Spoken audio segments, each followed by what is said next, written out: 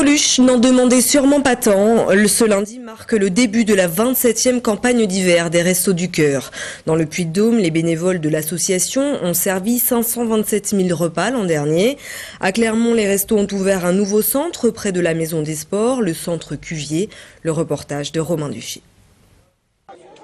Ce lundi matin, ils sont nombreux à se ruer dans les locaux des Restos du Cœur. Tous les visages de la pauvreté sont là, hommes ou femmes, jeunes ou retraités.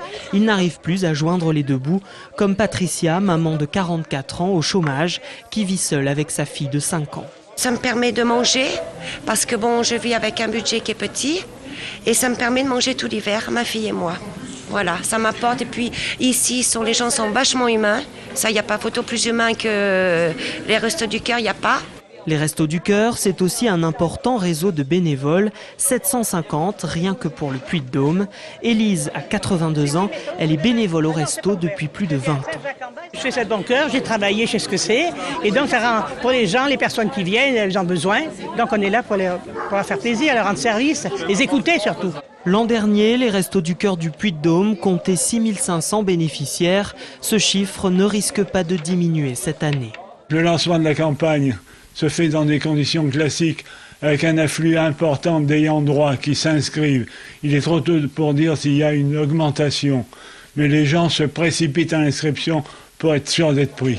Dans le Puy-de-Dôme, les Restos du Cœur possèdent 23 centres au total. Tous fonctionneront jusqu'à la fin mars, au moins. Solidarité toujours en bref, nous vous en parlions dans ce journal vendredi dernier, la collecte annuelle de la Banque alimentaire. Une fois encore, la générosité des Auvergnats a été à la hauteur de sa réputation. En 2 jours, l'association a recueilli de quoi confectionner 600 000 repas, un volume en hausse de 4% par rapport à l'an dernier. L'affaire avait fait grand bruit à l'automne 2009. Le cadavre découpé d'une femme était découvert dans plusieurs sacs poubelles le long de l'Allier, à Cournon. Le meurtrier présumé de cette femme comparaît à partir d'aujourd'hui devant les assises du Puy-de-Dôme. Le père de cet homme de 42 ans est également poursuivi pour modification de scène de crime, atteinte à l'intégrité de cadavre et recel. C'est lui qui aurait découpé et dispersé le corps de la victime. Pour l'avocat du meurtrier présumé, cet homicide s'est déroulé dans un contexte marqué par l'alcool et les médicaments. Il a toujours reconnu les faits d'homicide volontaire. Reste une discussion en ce qui concerne le découpage et la disparition du corps. Il s'en expliquera au cours des débats. En l'état, il dit que le découpage a été fait par son père. Il l'aborde, je pense, avec courage, avec la volonté de s'expliquer le plus clairement possible, en donnant à la cour d'assises tous les éléments pour statuer. Des propos recueillis par Catherine Lopez. Le collectif de défense et de développement des services publics de Thiers-en-Berre voudrait remettre le train sur de bons rails et plus précisément réhabiliter la ligne Billon-Vertaizon qui a connu son dernier voyageur en 1964. À l'heure où la réduction des émissions de gaz à effet de serre est un enjeu majeur des politiques publiques, ce collectif souhaite apporter sa contribution locale en désengorgeant les routes de son secteur. Le reportage à Billon de Michael Briffaut. Dans les allées du marché, ce sont les habitants qui font campagne pour la réouverture de la ligne de chemin de fer entre Billon et Vertaizon. Et les Billomois semblent prêts à changer leur train-train quotidien. Je suis sensible, d'autant plus que pendant très longtemps, moi j'ai utilisé la route pour aller à mon travail. Et si j'avais eu la chance d'avoir le train, je l'aurais utilisé bien sûr. Ça serait bien si le train existe, comme dans les temps, oui. Et surtout par rapport à mes enfants qui, quand ils vont étudier à Clermont, il y a des gros problèmes de transport scolaire. Donc voilà, moi personnellement je ne le prends pas, mais mes enfants le prendraient s'il existait. Pour le collectif de défense et développement des services publics, les usagers auraient tout à gagner avec le retour du train. Pour se rendre à Clermont, le temps de trajet serait réduit d'au moins 20 minutes et le budget transport diminuerait de 4 000 € par an.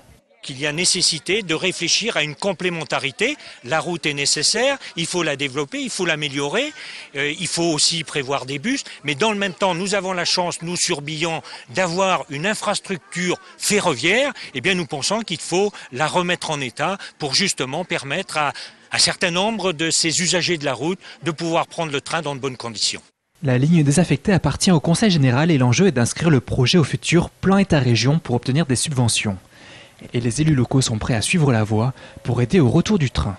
Il s'agit bien d'être clair aussi, on ne peut pas dire demain vous aurez le train à Billon, mais au moins faisons une étude, essayons de regarder quelles sont les possibilités que nous avons de réouvrir cette ligne qui existait au début du siècle et avec des moyens bien différents. Après un premier sondage auprès des automobilistes, plus de 500 personnes ont dit qu'elles sont prêtes à prendre le train régulièrement dès son retour. Le coût de la rénovation de la ligne est estimé à 10 millions d'euros.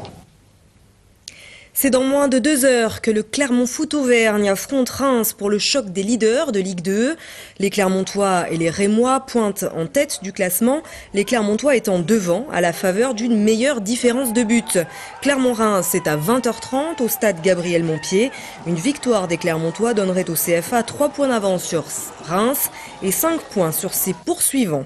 Et puis, cette info concernant la Coupe de France de football, le 8e tour, on l'a appris aujourd'hui, l'équipe de Chamalières recevra Châteauroux, club de Ligue 2, au stade Gabriel Montpied. La rencontre aura lieu le samedi 10 décembre à 20h.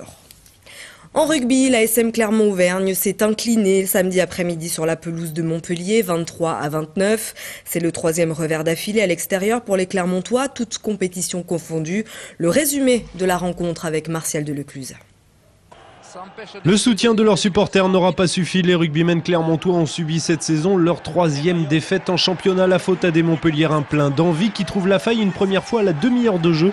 Joli coup de pied de François Trinduc. Le ballon semble échapper à Massima Tadigo, mais pas à Timothy Nagoussa qui aplatit Montpellier. Et sur la bonne voie, menés 16-6, les Clermontois reviennent à 3 points des Montpelliérains après un essai de Julien Bardy.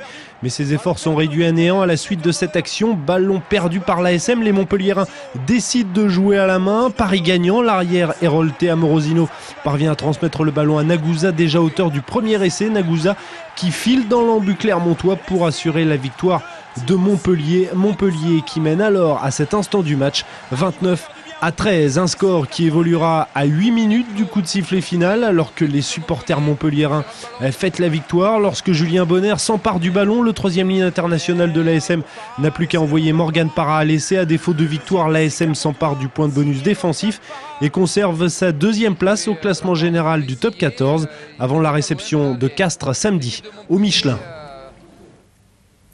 Rugby toujours et en bref, l'entraîneur de l'ASM Vern Cotter a confirmé avoir envoyé sa candidature au poste d'entraîneur des All Blacks. Il s'est dit focalisé sur son travail avec Clermont, mais a aussi très envie de jouer un rôle avec l'équipe nationale de Nouvelle-Zélande. Si la candidature de Vern Cotter devait être retenue, Jean-Marc Lermé a d'ores et déjà annoncé qu'il laisserait s'en aller, le Néo-Zélandais. C'est la fin de ce journal, merci de l'avoir suivi.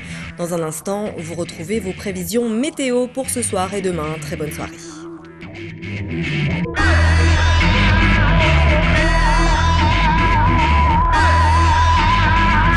Toute l'actu locale est aussi en ligne. Retrouvez votre JT sur clermontpremière.com.